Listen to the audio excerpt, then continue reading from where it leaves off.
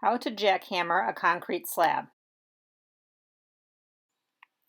Be sure to wear proper protective gear, including boots, eye and ear protection, a respirator, and elbow and wrist braces.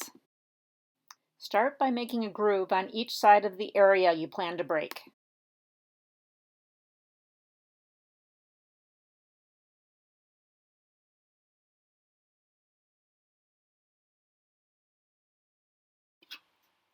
Next, jackhammer the area between the two grooves, always working close to a groove or other crack in the concrete.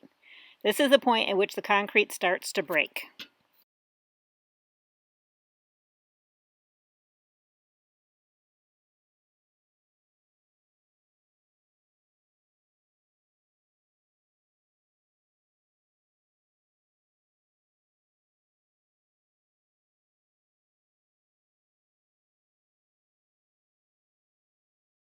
Jackhammering is hard work, so take plenty of breaks. When you do, it's a good idea to remove enough rubble to see if you've reached the bottom of the slab.